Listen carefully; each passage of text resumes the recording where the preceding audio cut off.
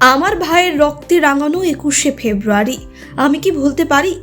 বাংলাদেশের ঢাকা শহরে বাংলা ভাষাকে আন্তর্জাতিক ভাষা হিসাবে স্বীকৃতি দেওয়ার দাবিতে আন্দোলন করতে গিয়ে পুলিশের গুলিতে মৃত্যু হয়েছিল 5 জন ছাত্রের। তাদের মধ্যে অন্যতম ছিলেন মুর্শিদাবাদের সালারের বাবলা গ্রামের সন্তান আবুল বরকত। ভাষা শহীদ আবুল বরকতের স্মৃতিকে আঁকড়ে ধরে এখনো চোখের জল ফেলে বাবলা গ্রামের মানুষ। আন্তর্জাতিক ভাষা দিবসের মুর্শিদাবাদ তথা বাংলার একমাত্র গর্বের বিষয় মুর্শিদাবাদের ভরতপুর ব্লকের বাবলা গ্রাম। সেখানে রয়েছে তার দুটি আবক্ষ মূর্তি, একটি শহীদ বরকত ভবন, আবুল বরকত প্রাইমারি স্কুল। 21শে ফেব্রুয়ারি এলেই যেন প্রতিশ্রুতির বন্যা বয়ে যায়। তবে সালারের বাবলা গ্রামের মানুষের দীর্ঘদিনের দাবি বাংলার ভাষা সংক্রান্ত লাইব্রেরি, বিশেষ করে শহীদ স্মরণে মিউজিয়াম ও উচ্চতর শিক্ষা কেন্দ্র। যদিও লাইব্রেরি থাকলেও সেটার কোনো শ্রীবৃদ্ধি নেই। প্রতি বছর বাবলা গ্রামে আবুল বরকতকে শ্রদ্ধা জানানো হয় বিভিন্ন সংগঠনের পক্ষ থেকে। তবে প্রতি বছর ব্যতিক্রমভাবে শ্রদ্ধা ও সম্মানের সঙ্গে আমরা বাবলাভাষী ভাষা দিবস কমিটির পক্ষ থেকে আবুল বরকতকে রাত্রি 12টার পর শ্রদ্ধা জানান।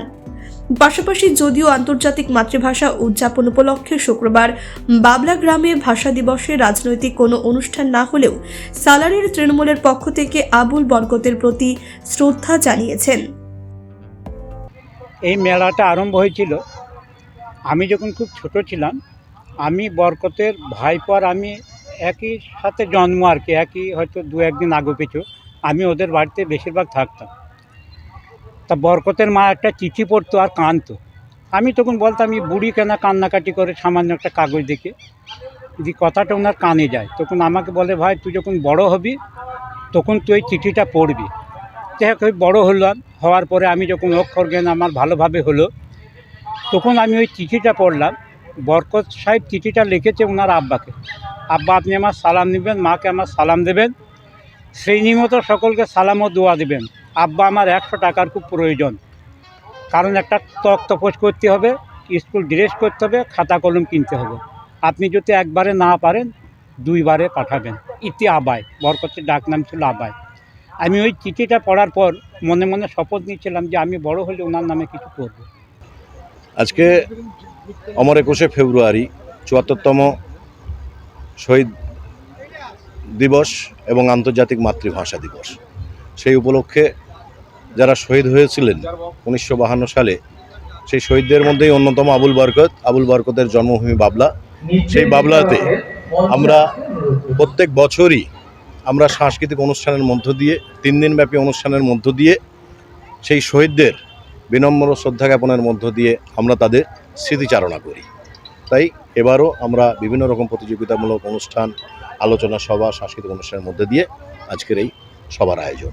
আচ্ছা, যেখানে বরকত সাহেবের জন্মভূমি, এখানে আপনার ভাষা দিবস উপলক্ষে একটা অপ্রীতিকর গান দেখা যাচ্ছে, অন্য ভাষায় বাজছে, এটা নিয়ে কি বলবেন? যুব সমাজ দেখুন, আপনারা দেখলেন আর আমিও তথ্যহীনভাবে বললাম, কারণ যেটা প্রকাশ্য সেটাকে কোনোভাবেই ধাপা চাপা দেওয়া যায় না। এটা নিতান্তই আমাদের অনেকের সংস্কৃতি এই দাঁড়িয়েছে, যে আমি ওই জন্যই আমার ভাষণের মধ্যে বলেছি যে একই সঙ্গে বিভিন্ন আজকে পশ্চিমবাংলার বিভিন্ন প্রান্ত থেকে গবেষক, সাহিত্যিক, কবি, প্রাবন্ধিক তারা এসে আজকে মঞ্চে তারা ভাষণ দিয়েছেন। কিন্তু সেই সঙ্গে সঙ্গে সত্যিই এরকম নিন্দনীয়, মেলা হতেই পারে কিন্তু সব মেলা সঙ্গে এই যে একসঙ্গে সম্পৃক্ত হয়ে যাওয়া, এটা আগামীতে আর হওয়া উচিত নয়। এবং আমিও আপনাদেরকে কথা দিচ্ছি যে এই ধরনের আগামীতে হবে না। এই আলোচনা পর্বের সঙ্গে এই ধরনের মেলার একসঙ্গে একই মাঠের মধ্যে হওয়াটা আমি মনে করি বাঞ্ছনীয় নয়। তাই অনুষ্ঠানে কারা কারা ছিলেন উপস্থিত এখানে?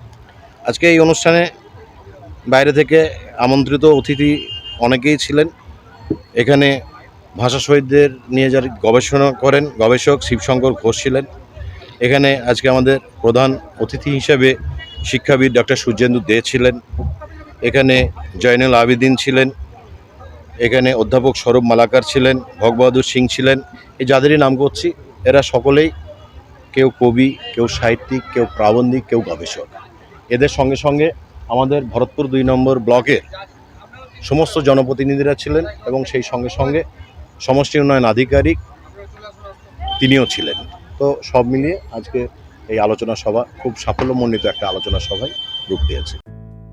সালার থেকে শাহিন শেখের রিপোর্ট, চেতনা নিউজ। হলমার্ক সোনার গহনার বিপুল সম্ভার নিয়ে এলো জীবন্তীর সাকিব জুয়েলার্স। এখানে পাবেন দুর্দান্ত অফার। সোনার গহনার বিশ্বস্ত প্রতিষ্ঠান Jibanti Sakib jewellers and makers. একাধিক আকর্ষণীয় সোনার গহনার নকশা নিয়ে হাজির সাকিব জুয়েলার্স। নেকলেস থেকে কানের দুল, আংটি থেকে বিয়ের শাখা, পলা, নোয়া বাঁধানো সব ধরনের গহনাই পাবেন জীবন্তীর একমাত্র বিশ্বস্ত প্রতিষ্ঠান সাকিব জুয়েলার্সে। এখানে গ্রাহকের মনের মতো করে গয়না তৈরি করে দেওয়ার ব্যবস্থা রয়েছে। শুধু সোনার গহনাই নয়, কম দামে রূপোর, চাঁদির গহনার অভাবনীয় কালেকশনও রয়েছে জীবন্তী সাকিব জুয়েলার্স অ্যান্ড মেকার্সে। আমাদের ঠিকানা জীবন্তী বাস স্ট্যান্ড, শাহিদ হাজি মার্কেট, কান্দি, মুর্শিদাবাদ। যোগাযোগ নম্বর 9932846770 অথবা 7478666786।